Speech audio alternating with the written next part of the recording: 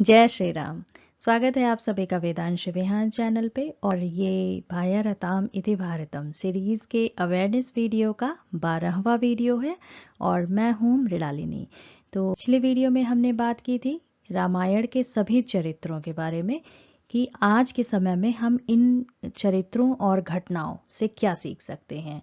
और आज के वीडियो में हम बात करेंगे श्री राम की प्रासंगिकता, द मोस्ट अवेटेड वीडियो। बहुत लंबे समय से मैं इसके बारे में बात करती आ रही हूँ। अब हम सबसे पहले बात करेंगे राजधर्म की। तो राजधर्म क्या है? राजधर्म एक राजा का धर्म है। राजतंत्र में इसे राजा से जोड़ के देखते थे और आज के समय में इसे हम किसी भी शासन के जो प्रधान होते हैं उनसे जोड़ के देखेंगे। अब दूसरी बात देखते हैं कि धर्म क्या होता है। तो धर्म पूजा पद्धति नहीं है। धर्म का अर्थ होता है अपने कर्म को प्रधानता देना।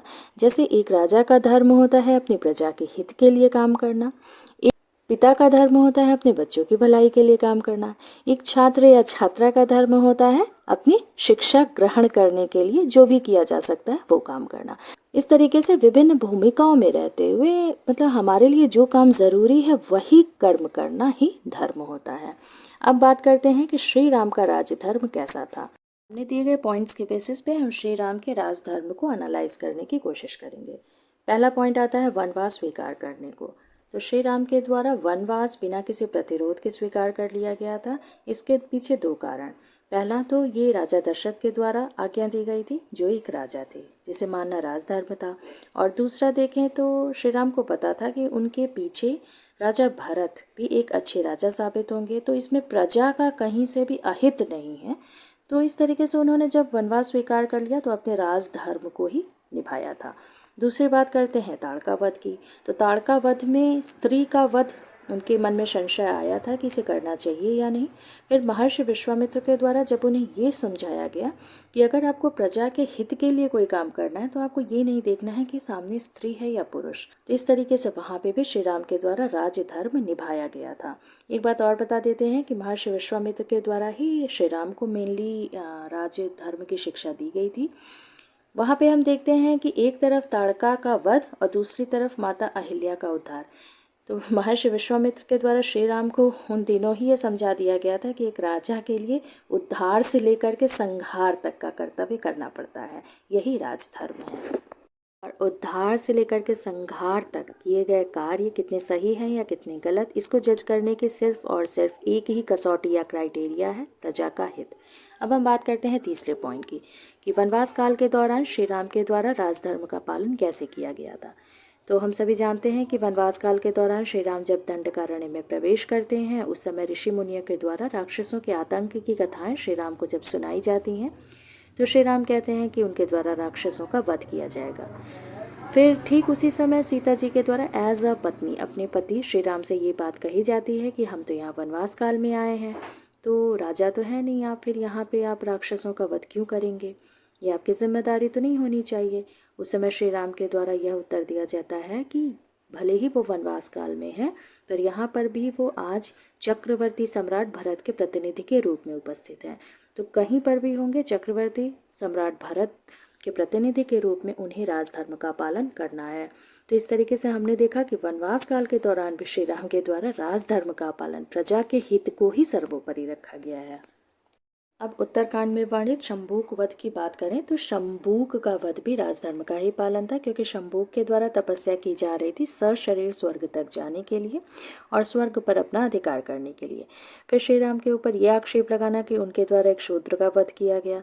हम ये क्यों भूल जाते हैं कि ताड़का के वध के समय भी महर्षि विश्वामित्र के द्वारा श्री राम को ये समझाया गया था कि राजधर्म का पालन करते इसमें स्त्री पुरुष नहीं देखना है। तो फिर शंभूक वध में ब्राह्मण क्षत्रिय वैश्य शूद्र की बात कहाँ से आती है? श्री राम के द्वारा रावण जैसे ब्राह्मण का भी वध किया गया है। और अब हम सबसे लास्ट पॉइंट सीता जी के परित्याग पर बात करते हैं। सीता जी का परित्याग भी श्री राम के राजधर्म का ही एक उदाहरण है। श्री राम जब लंका से वापस आ जाते हैं उनका राज्याभिषेक हो जाता है। राजा बनने के बाद अपने गुप्तचरों के द्वारा वो जनता के संतुष्टि का स्तर पता लगाना चाहते हैं कि जनता में किस तरीके का माहौल है, किस तरीके की बातें चल रही हैं शासन को लेकर के। तब गुप्तचरों के द्वारा राजा को ये बताया जाता है कि जनता खुश तो है श्री राम के शासन से, पर उनके मन में कहीं ना कहीं ये सवाल है कि श्री राम जो अपनी पत्नी को लंका के कैद से छुड़ा करके ले आए हैं वहाँ वो 1 वर्ष तक रही हैं। इसके बाद भी सहर्ष उन्हें स्वीकार कर लिया। तो फिर हम अपने घरों में मर्यादाएं कैसे मेंटेन करें? इस तरीके की बातें राजधर्म पर प्रश्न चिन्ह लगाती हैं। इन्हीं बातों को ध्यान में रखते हुए श्री राम के द्वारा माता सीता से मंत्रणा की जाती है और दोनों ने अपनी मंत्रणा के साथ सहमति से ये डिसीजन लिया कि श्री राम के द्वारा माता सीता को वाल्मीकि आश्रम में भेज दिया जाएगा, क्योंकि कुछ समय पहले से ही माता सीता के द्वारा श्री राम से ऐसी इच्छा जताई जा रही थी कि वो आश्रम में अपना दिन व्यतीत करना चाहती हैं, क्योंकि उन्हें वनवास के दिन बहुत याद आ रहे हैं। वहाँ पे श्री राम के द्वारा माता सीता को ज़्यादा से ज़्यादा समय दिया जाता था। अब यहाँ पर तो राजा बनने के बाद श्री राम प्रजा के हित में इतने व्यस्त हो गए हैं कि उतना समय तो नहीं दे पा रहे हैं। तो माता सीता उन दिनों को वापस से एक बार याद करना चाहती थी। तो उनकी इच्छा का सम्मान करते हुए भी और साथ ही राज धर्म का भी पालन करने के लिए श्री राम के द्वारा ऐसा निर्णय लिया जाता है। तो हम ये पूरा का पूरा आरोप श्री राम के ऊपर लगा देते हैं कि उनके द्वारा माता सीता का परित्याग कर दिया गया, जबकि ऐसा नहीं था, क्योंकि श्री राम ही सिर्फ राजा नहीं थे, माता सीता भी महारानी थी। तो उन्हें भी श्री राम के राजधर्म की पूरी चिंता थी। करते हैं स्त्री सम्मान की। श्री राम के द्वारा स्त्रियों को हमेशा सम्मान की दृष्टि से ही देखा गया है। उदाहरण के तौर पर माता अहिल्या के उद्धार की कहानी लेते हैं, जिसमें माता अहिल्या अपने द्वारा की गई भूल के प्रायश्चित के लिए तपस्या में लीन होती हैं और वो इतने लंबे वर्षों तक लीन रह जाती हैं कि जड़वत हो जाती हैं। फिर श्री राम जाते हैं और उनके चरण स्पर्श करते हैं। जैसा कि कथाओं में बताया जाता है कि श्री राम के पैर लगाने से माता अहिल्या पत्थर के रूप से वापस स्त्री बन जाती हैं। तो वाल्मीकि रामायण में ऐसा नहीं लिखा है। वाल्मीकि रामायण में लिखा हुआ है कि श्री राम के द्वारा चरण स्पर्श किया जाता है। ये चरण स्पर्श स्त्री सम्मान का ही एक रूप है। अब एक और उदाहरण लेते हैं लंका विजय के। श्री राम के द्वारा जब रावण का वध करके लंका जीत ली जाती है, तो उसके बाद भी किसी भी स्त्री के सम्मान पर कोई आँच नहीं आती है। तो ये तो मैंने सिर्फ 2 उदाहरण लिए हैं। श्री राम के जीवन में ऐसे अनेकों कथाएं भरी पड़ी हैं। ताड़का की बात करें तो ताड़का के जो कृत्य थे वो स्त्री और पुरुष से ऊपर हो चुकी थी, तो इसलिए ताड़का का वध जरूरी था, वो राजधर्म था। और इन सब के साथ श्री राम एक अच्छे कूटनीतिज्ञ भी थे। इसका उदाहरण हम सुग्रीव के राज्याभिषेक से ले सकते हैं, क्योंकि as a friend Shri Ram के द्वारा तो सुग्रीव की हेल्प की ही गई थी, लेकिन साथ ही साथ श्री राम ये भी अच्छे से जानते थे कि लंका पर अटैक करने के लिए एक प्रॉपर सेना की ज़रूरत होगी और सुग्रीव के राज्याभिषेक के बाद ही ये काम संभव हो सकता है।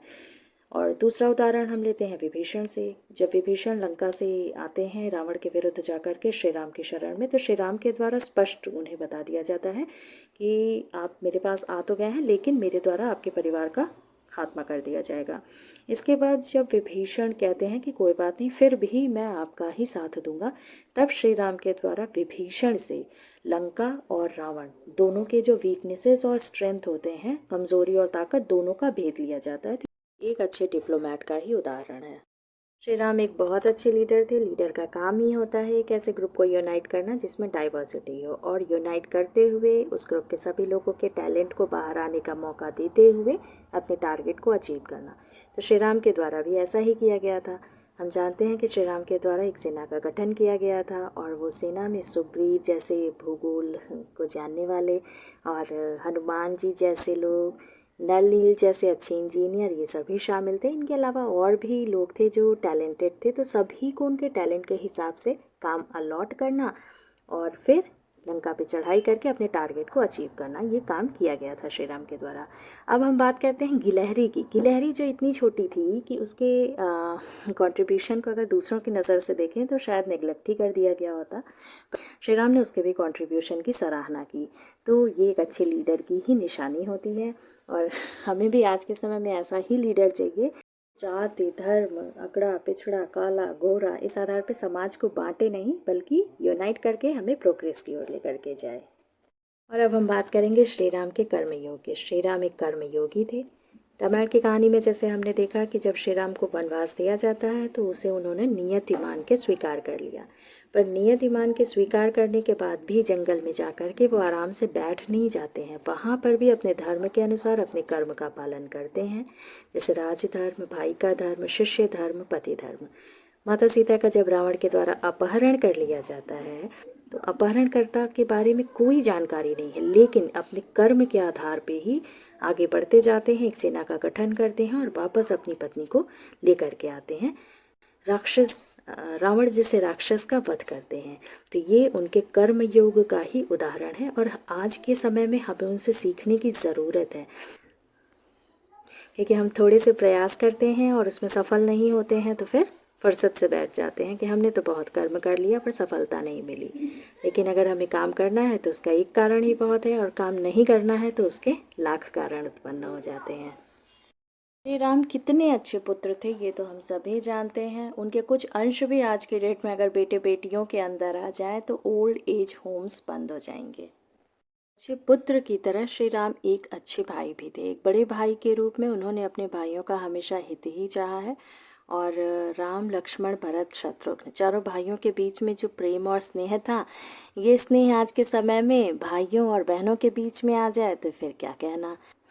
बंटवारे की समस्या का समाधान हो जाएगा। हमने श्री राम के द्वारा देखा कि भरत मिलाप के दौरान जब भरत जी के द्वारा श्री राम को अयोध्या वापस चल के राज्य संभालने की बात कही जाती है, तो कैसे श्री राम भरत की योग्यता पर विश्वास करते हैं कि वो एक अच्छे राजा साबित होंगे, और भरत जी को लगता है कि मेरे बड़े भैया चलें राजपाट संभाले। तो दोनों भाइयों का एक दूसरे के ऊपर अटूट विश्वास था। और तो जब जहाँ जैसे समय मिला है, भाइयों ने एक दूसरे के बारे में ज़रूर सोचा।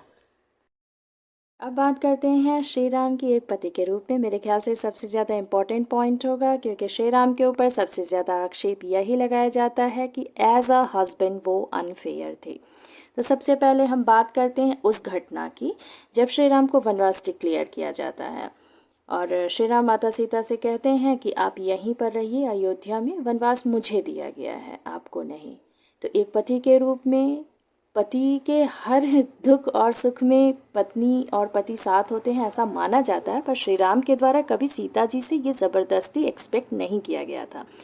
लेकिन जब सीता जी के द्वारा स्वयं श्री राम से कहा जाता है कि नहीं, मुझे भी आपके साथ जंगल जाना है, आप महलों में होंगे तो महलों में, जंगल में सही तो जंगल में, मुझे आपके साथ रहना है। और मेरे पिताजी ने तो मेरा विवाह एक क्षत्रिय के साथ किया था, क्या वनवास काल के दौरान आप मेरा रक्षण भी नहीं कर पाएंगे? तब श्री राम के द्वारा कहा जाता है माता सीता से कि मैं आपकी इच्छा के विरुद्ध आपको अपने साथ नहीं ले जा सकता था, पर अगर अब आपकी इच्छा है तो मैं आपको अपने साथ अवश्य ले जाऊंगा। तो इस तरीके से अपनी इच्छाओं को ज़बरदस्ती अपनी पत्नी के ऊपर नहीं थोपना और पत्नी की इच्छा का सम्मान करना, दोनों ही रूप में उन्होंने पति धर्म का पालन किया। अब बात करते हैं दूसरी घटना की। और फिर दोनों लोग वनवास के लिए निकल जाते हैं, और वनवास काल के दौरान श्री राम और सीता जी के संबंध कितने अच्छे थे ये वाल्मीकि रामायण में वर्णित है। श्री राम के द्वारा कई जगह कहा गया है कि मेरी भार्या मेरे लिए प्राणों से प्रिय है और इनके बिना मुझे स्वर्ग भी नहीं अच्छा लगेगा। फिर जब सीता जी का अपहरण हो जाता है तो सीता जी के बिना वो कितने दुखी हो जाते हैं, विलाप करने लगते हैं, हर जगह सीता जी को ढूंढने लगते हैं। ये भी हमने वाल्मीकि रामायण में देखा। जब तमाम प्रयासों के बाद, लंका विजय के बाद सीता जी श्री राम को मिल जाती हैं, तो श्री राम के द्वारा सीता जी को अग्नि परीक्षा देने के लिए कहा जाता है। ऐसा लोगों के द्वारा कहा जाता है, जबकि ये सत्य नहीं है, क्योंकि सीता जी को अग्नि परीक्षा देनी है ऐसा श्री राम के द्वारा कभी नहीं कहा गया था। हाँ, ये ज़रूर है कि जब सीता जी अग्नि परीक्षा देने के लिए तैयार होती हैं तो श्री राम उनको रोकते नहीं हैं। इसके पीछे भी दो कारण हो सकते हैं, क्योंकि श्री राम के लिए राजधर्म सर्वोपरि था और उनकी जनता के मन में उनकी महारानी को लेकर के कोई भी संदेह ना आए, क्योंकि श्री राम माता सीता को स्नेह भी अपार करते थे। और जब अग्नि परीक्षा के बाद अग्नि से माता सीता सकुशल बाहर आ जाती हैं, तो श्री राम के द्वारा माता सीता से कहा जाता है कि मुझे आप पर पूर्ण विश्वास पहले से ही था। इस प्रकार ये अग्नि परीक्षा श्री राम के विश्वास को जीतने के लिए नहीं दी गई। हाँ, आज के संदर्भ में देखें तो हमें ये घटना ज़रूर कुछ अजीब लग सकती है कि क्यों सीता जी को ही अग्नि परीक्षा देनी पड़ी थी, पर हमें ये भी समझना चाहिए कि अग्नि परीक्षा सिर्फ माँ सीता के द्वारा नहीं दी गई थी, लंका विजय के रूप में श्री राम के द्वारा भी एक अग्नि परीक्षा ही दी गई थी। जैसे श्री राम माता सीता के बारे में सोचते हैं और चाहते हैं कि उनके ऊपर कोई भी लांछन न लगाया जाए, ठीक इसी प्रकार माता सीता ने भी श्री राम के बारे में सोचा था। क्योंकि जब अशोक वाटिका पहुंच जाते हैं, हनुमान जी सुंदरकांड में माता सीता को ढूंढ लेते हैं, फिर वो माता सीता से कहते हैं कि माँ, हमें आपका पता चल चुका है, तो अब आपको यहाँ और ज़्यादा क्यों रहना, चलिए आपको वापस लेके चलता हूँ। तो माता सीता के द्वारा श्री हनुमान जी से यही कहा जाता है कि नहीं, अगर मैं आपके साथ चली गई तो मुझे वापस ले जाने का श्रेय आपको मिलेगा। और ये मेरे पति की बहादुरी पर एक कलंक होगा, इसलिए श्री राम ही लंका आए और मुझे वापस लेकर के जाएं। ये विश्वास था पति और पत्नी का एक दूसरे के ऊपर। और त्रेता युग की घटना को आज कलयुग में हम नहीं समझ पाएंगे जब तक कि हम वहाँ पर खुद को रख करके नहीं देखेंगे। और सबसे अंत में हम उस आरोप की चर्चा कर लेते हैं जो श्री राम के ऊपर लगाया जाता है कि उन्होंने माता सीता का परित्याग कर दिया था। तो राज धर्म वाले सेक्शन में मैंने बड़ी डिटेल में ये समझा दिया कि श्री राम के द्वारा माता सीता को वाल्मीकि आश्रम में भेजा जाना माता सीता और श्री राम दोनों की सहमति के आधार पर लिया गया निर्णय था। अब बात करते हैं कि माता सीता का क्या स्थान था श्री राम के लिए। तो राजा बनने के बाद जब भी कोई यज्ञ पूजा पाठ आदि कराया जाता था और वहाँ पर राजा राम के साथ जब पत्नी के बैठने की बात होती थी तो हमेशा श्री राम के द्वारा माता सीता के एक स्टैच्यू का निर्माण करवाया जाता था। और क्या आपने कभी सोचा है कि ऐसा क्यों? क्योंकि अगर श्री राम के मन में माता सीता के लिए कोई स्नेह ही नहीं था तो फिर श्री राम को तो बड़े आराम से दूसरा विवाह कर लेना चाहिए था, क्योंकि उस समय तो बहुविवाह का चलन था। खुद उनके पिताजी की कई रानियां थीं, लेकिन नहीं किया गया ऐसा श्री राम के द्वारा, क्योंकि श्री राम और सीता जी का जो पति पत्नी का संबंध था वो इतना स्नेहमयी था कि कुछ परिस्थितियों के कारण इन्हें दूर दूर भले ही रहना पड़ा हो, पर मुझे नहीं लगता कि इनकी आत्माएं कभी अलग थीं। तो इस तरीके से मुझे जो लगा मैंने आपके साथ शेयर किया। और अब आपकी बारी है, आपको अपने तर्क का इस्तेमाल करके इन घटनाओं को पढ़ते हुए ये समझना है श्री राम पति के रूप में कैसे थे। एक मित्र के तौर पर भी श्री राम बहुत अच्छे मित्र थे, क्योंकि उदाहरण के तौर पे हमने सुग्रीव और विभीषण को देखा कि उनके साथ उन्होंने जो वादा किया उसे निभाया। और आज के समय में भी अगर हमें श्री राम जैसे और सुदामा और कृष्ण जैसे दोस्त मिल जाएं तो फिर क्या बात। अभी तक तो हमने श्री राम को सभी पॉजिटिव रोल्स में देखा, श्री राम को एक दोस्त के रूप में देखा। अब बात करते हैं कि श्री राम दुश्मन कैसे थे। तो जितने अच्छे श्री राम दोस्त थे उतने ही अच्छे श्री राम दुश्मन भी थे। दुश्मन इस सेंस में कि जब दंडकारण्य में श्री राम प्रवेश करते हैं तो राक्षसों के अत्याचार को देख करके उनके मन में जो प्रतिशोध की भावना आती है और राक्षसों के खात्मे का प्रण लेते हैं, उसको रावण के वध से अंजाम तक पहुंचाते हैं। और श्री राम ने राक्षसों से दुश्मनी सिर्फ इसलिए नहीं ली थी क्योंकि वो राक्षस थे, इसलिए क्योंकि उनके कृत्य इतने खराब थे। तो ठीक इसी प्रकार से आज के दौर में भी हम सांकेतिक तौर पे ये देख सकते हैं कि दुश्मनी का अर्थ ये है कि हमारे अंदर और हमारे आसपास जो बुराइयां हैं हमें उन्हें जड़ से समाप्त करना है और उन बुराइयों से दुश्मनी लेते हुए उन बुराइयों को ख़त्म करने के लिए प्रतिबद्ध भी रहना है।